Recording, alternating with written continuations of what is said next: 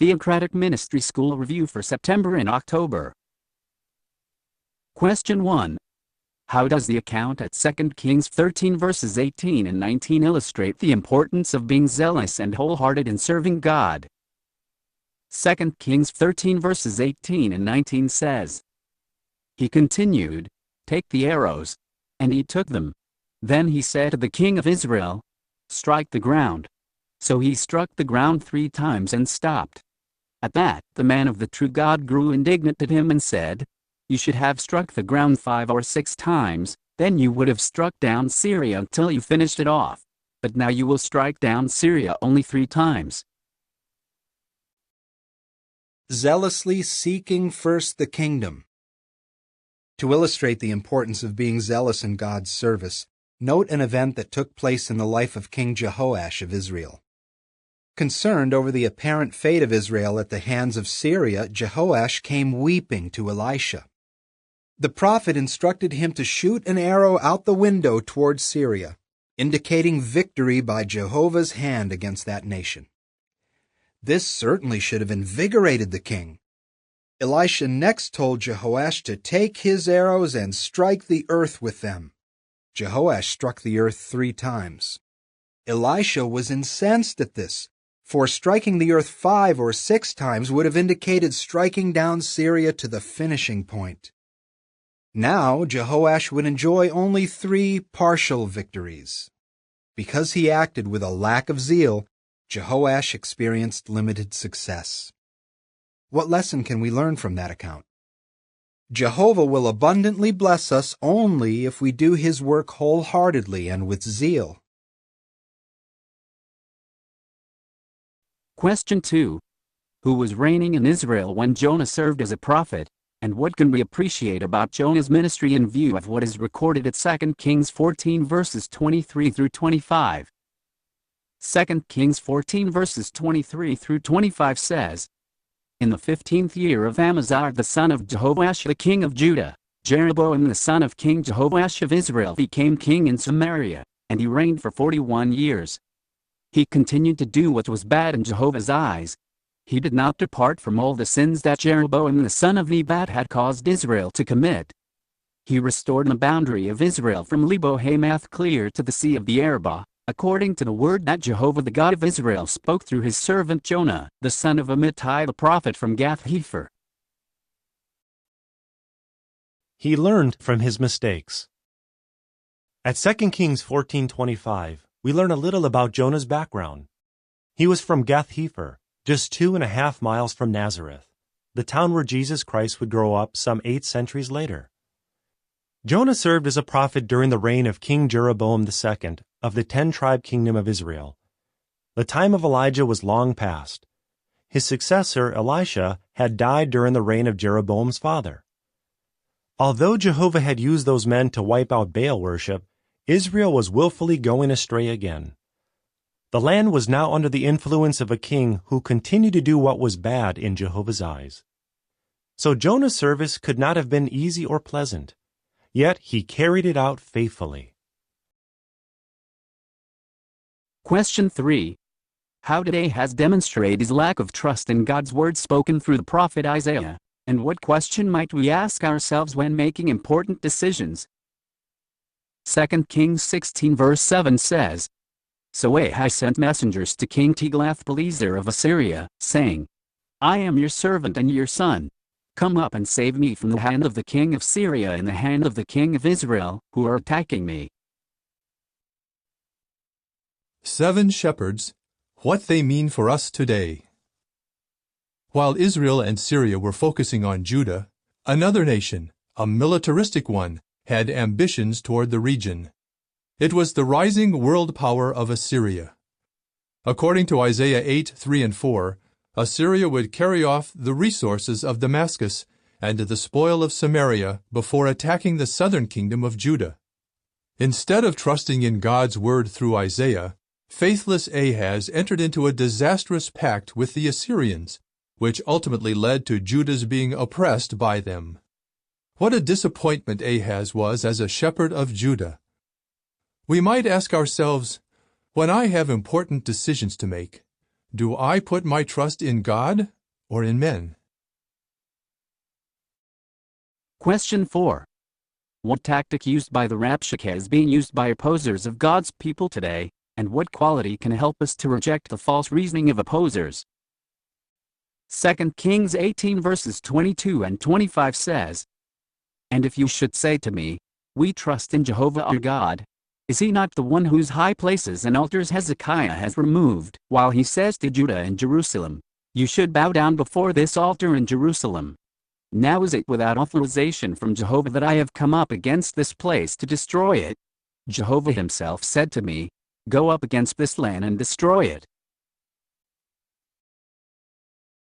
Planting doubts fails to succeed. Rabshakeh used cunning reasoning in an effort to plant doubts. He said, "Is Jehovah not the one whose high places and whose altars Hezekiah has removed? Jehovah himself said to me, go up against this land, and you must bring it to ruin."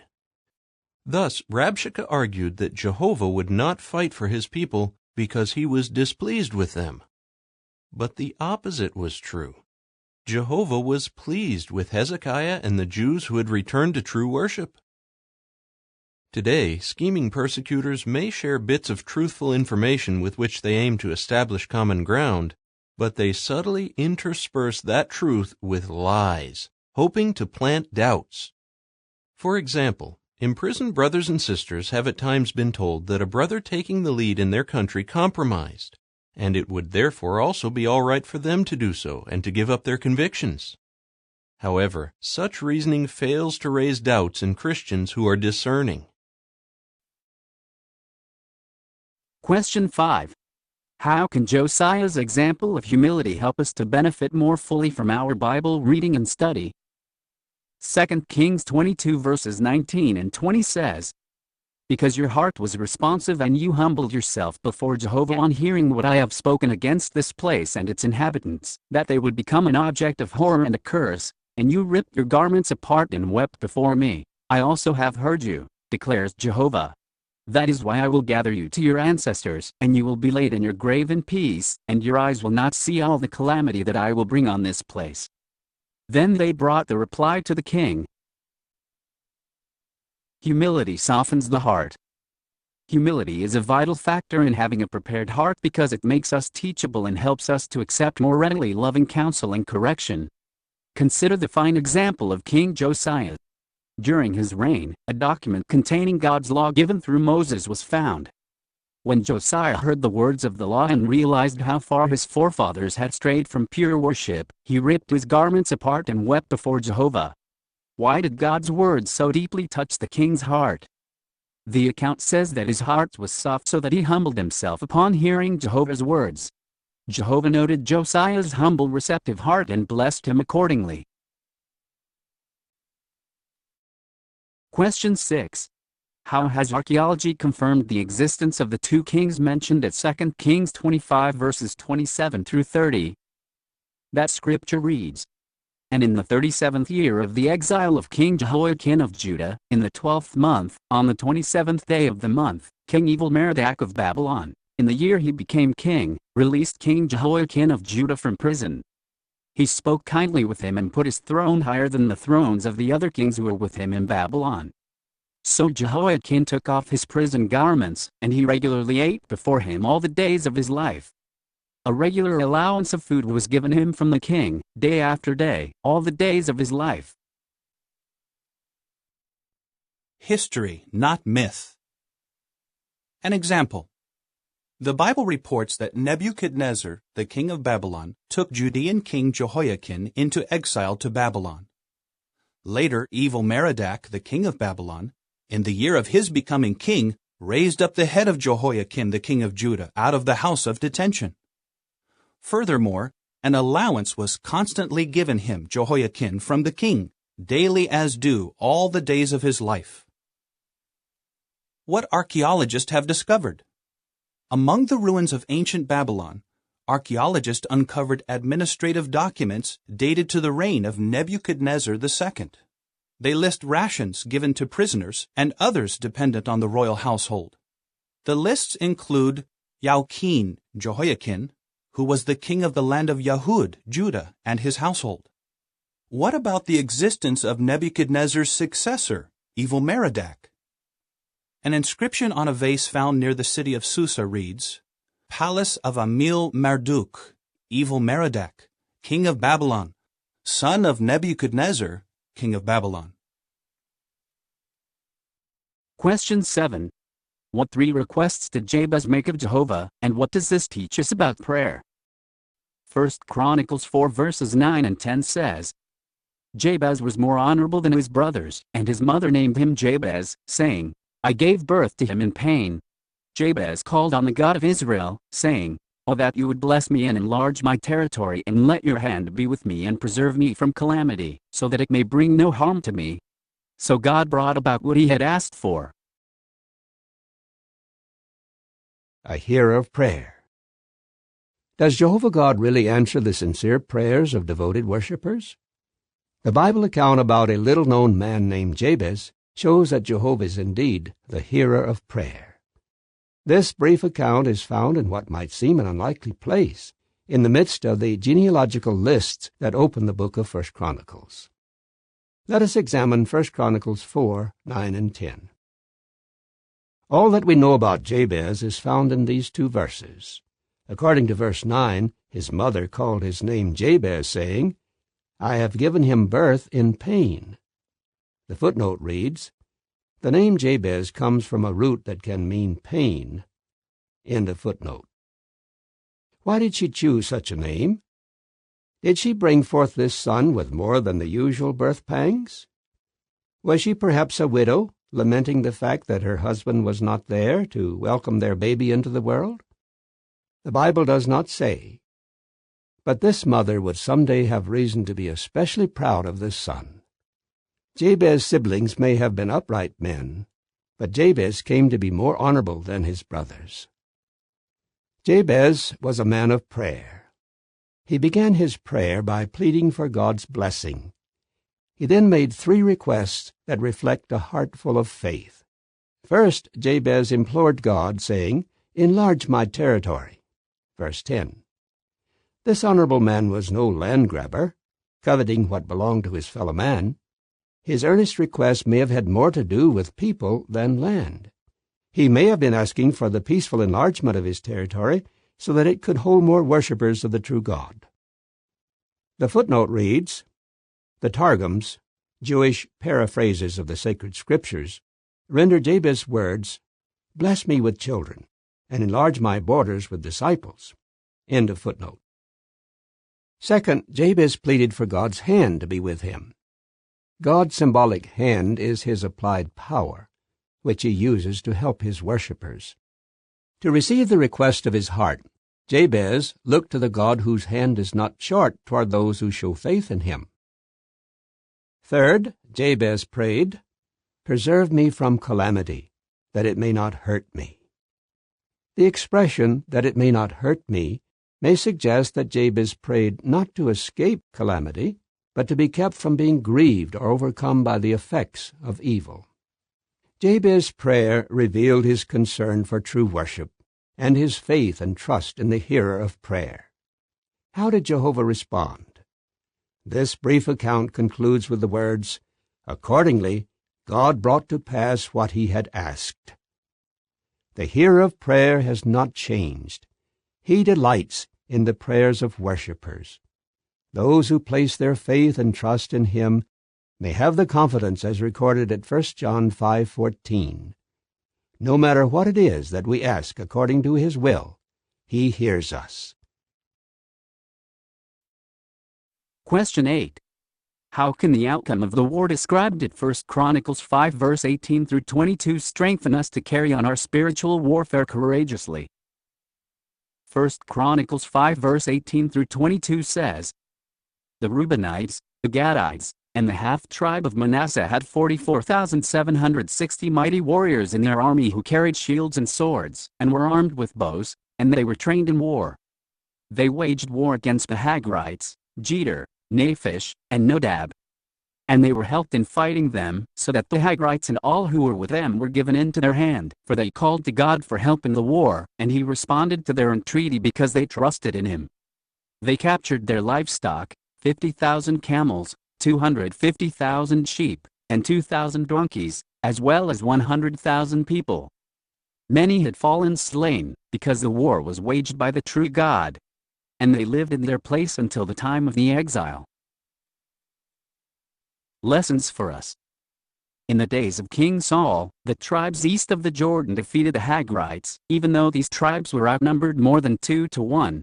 This was because the valiant men of these tribes trusted in Jehovah and looked to him for help. Let us have complete confidence in Jehovah as we carry on our spiritual warfare against formidable odds. Question 9. Why was David able to understand and respect the spirit of Jehovah's law on the sanctity of blood, and what should David's example move us to do? 1 Chronicles 11 verses 17 through 19 says, Then David expressed his longing, "If only I could have a drink of the water from the cistern by the gate of Bethlehem." At that, the three forced their way into the camp of the Philistines and drew water from the cistern by the gate of Bethlehem and brought it to David, but David refused to drink it and poured it out to Jehovah. He said, "It is unthinkable on my part from the standpoint of my God to do this. Should I drink the blood of these men who risked their lives?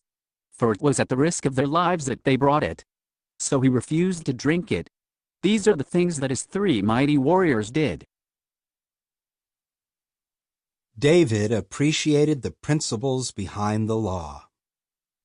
David's appreciation for the principles reflected in the law and his desire to live by them are also worthy of imitation. Consider what happened when David expressed his craving for a drink of the water from the cistern of Bethlehem. 3 of David's men forced their way into the city, then occupied by the Philistines, and brought back the water.